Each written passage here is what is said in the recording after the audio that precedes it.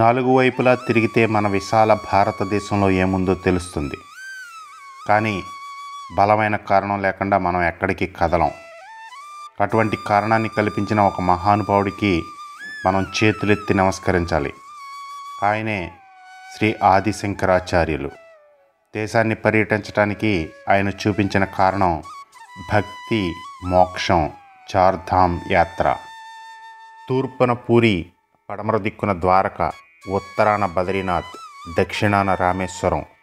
ఈ నాలుగింటిని చార్ధామ్లని, వీటిని ప్రతి ఒక్కరూ దర్శించాలని ఆయన సూచించారు.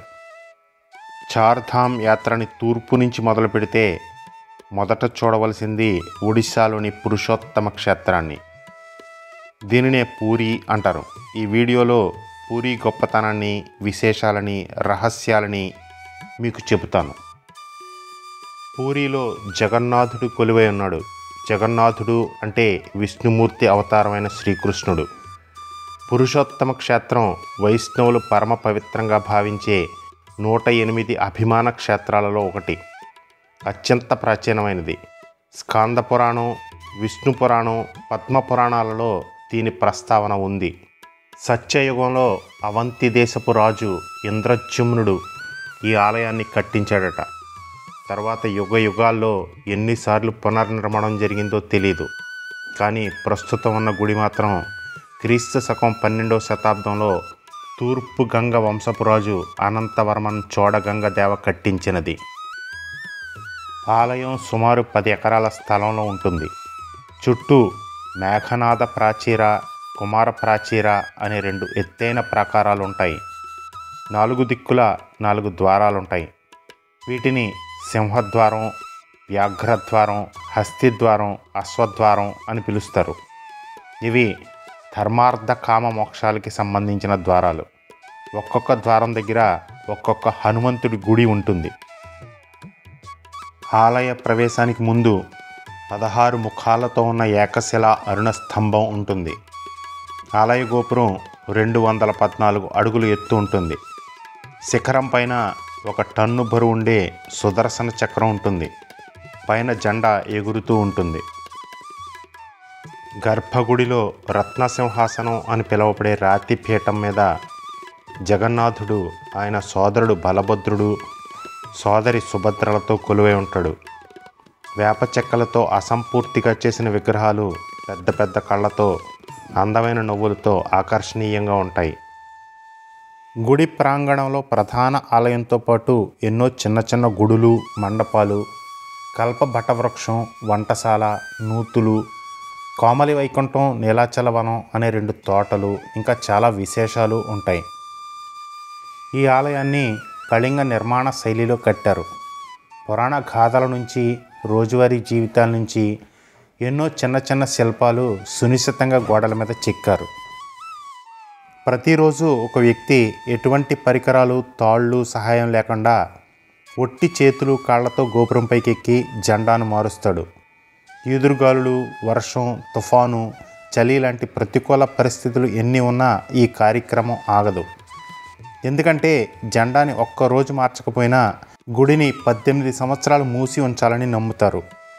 శిఖరం మీద జెండా గాలి వీచే దిశకి వ్యతిరేక దిశలో ఎగురుతుంది.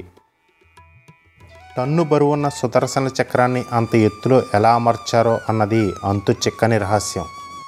ఏ ప్రక్క నుంచి గుడివైపుకు చూసినా ఆ చక్రం మనకి అభిముఖంగా ఉన్నట్టు కనిపించడం విశేషం. ఆలయ శిఖరం యొక్క నీడ రోజులో ఏ సమయంలోనూ ఎక్కడా పడకపోవడం ఆశ్చర్యకరం. దేశంలోనే అతి పెద్ద వంటశాలల్లో ఒకటి పూరిలో ఉంది. ప్రతిరోజు 6 నుంచి 700 మంది వంటవాళ్ళు సాకుడి, సుఖిల అనే 2 రకాల ప్రసాదాలని ఇక్కడే వండుతారు. నైవేద్యం అయిన తర్వాత వీటిని భక్తులకి ఆనంద బజార్లో సంతర్పణ చేస్తారు. కట్టెల పొయ్యి మీద కొండగా 7 కుండలు పెట్టి ప్రసాదం వండితే బాగా పైన ఉండే కుండలోది ముందు ఉడికి తర్వాత క్రమంగా మొదటి కుండ వరకు ఉడుకుతుందట. సాధారణమైన రోజుల్లో పూరికి లక్షల్లో భక్తులు వస్తే రథయాత్ర లాంటి ప్రత్యేకమైన రోజుల్లో దానికి ఎన్నో రెట్లు ఎక్కువగా వస్తారు. కానీ ఏ రోజు వండిన ఆహారం మిగలదు, తక్కువ అవ్వదు. ప్రసాదం తయారీని మహాలక్ష్మి అమ్మవారు గమనిస్తూ ఉంటుందట. తయారీలో ఏ లోపం జరిగినా వంటశాల దగ్గర ఒక కుక్క నీడ కనిపిస్తుంది. అప్పుడు వంటవాళ్ళు వండిన దాన్ని విసర్జించి మళ్ళీ జాగ్రత్తగా వండుతారట. మన దేశంలో ఎక్కడైనా గుడుల్లో మూల విరాట్టులు రాతితో కానీ లోహాలతో కానీ చేసినవి చూస్తూ ఉంటాం. కానీ పూరిలో మాత్రం వేపమానుతో చేసిన విగ్రహాలు ఉంటాయి. 5000 సంవత్సరాల క్రితం శ్రీకృష్ణుడి అవతార సమాప్తి జరిగింది. జరా అనే వేటగాడు శ్రీకృష్ణుడి పాదాన్ని జింక అనుకుని బాణం వేస్తాడు. అది తగిలి ఆయన తనువు చాలిస్తాడు. దహన సంస్కారాల తర్వాత ఆయన గుండె చెక్కు చెదరకుండా అలాగే ఉండిపోతుంది.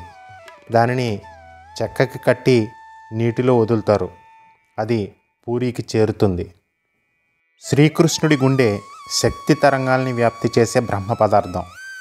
అందుకే దానిని లోహపు విగ్రహంలోనో రాతి విగ్రహంలోనో కాకుండా విద్యుత్ బంధకంగా పనిచేసే దారు విగ్రహంలో పెట్టారట. పూరి ఆలయంలో మనం దర్శించుకునే జగన్నాథుని విగ్రహంలోనే శ్రీకృష్ణ పరమాత్మ గుండె ఉంది. బ్రహ్మ పదార్థం విడుదల చేసే శక్తి ప్రవాహం వల్ల విగ్రహాలు క్షయం అవుతూ ఉంటాయి. కాబట్టి ప్రతి 12 సంవత్సరాల తర్వాత 19 సంవత్సరాల లోపు అధిక ఆషాఢమాసం వచ్చిన సమయంలో నభకళేబర అనే కార్యక్రమం నిర్వహిస్తారు. బ్రహ్మ పదార్థాన్ని కొత్త విగ్రహంలోకి మార్చి పాత వాటిని ఖననం చేస్తారు. ఆ సమయంలో పూరిలో కరెంటు కట్ చేస్తారు. బ్రహ్మ పదార్థాన్ని మార్చే పురోహితుడు కళ్ళకి గంతలు కట్టుకొని చేతులకి మందమైన తొడుగులు వేసుకొని కటిక చీకట్లో అత్యంత రహస్యంగా ఈ కార్యక్రమాన్ని నిర్వర్తిస్తాడు. ఆ సమయంలో ఆలయంలోకి ఎవరిని అనుమతించరు. ప్రతి సంవత్సరం రథయాత్ర జరుగుతుంది. ప్రపంచ ప్రఖ్యాతిగాంచిన 100 సంవత్సరాలుగా జరుగుతున్న ఈ ఉత్సవాలను చూడటానికి దేశ విదేశాల నుంచి లక్షలాది మంది భక్తులు పూరికి వస్తారు.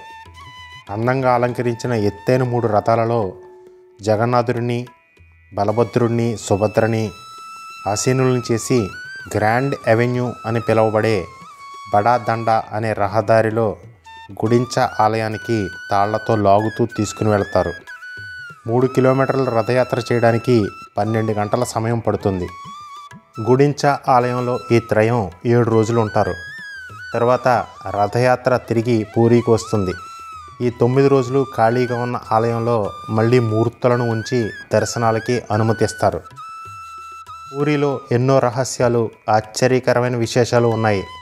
వాటిలో ఎన్ని వాస్తవమో ఎన్ని కాదో చెప్పలేము. ఆయన లీలల్ని అర్థం చేసుకోవడం సాధ్యం కాదు. విశ్వవ్యాప్తమైన ఆయనని ఒక మూర్తిగా విగ్రహ రూపంలో వ్యక్తం చేయాలనుకోవడం దుర్లభం.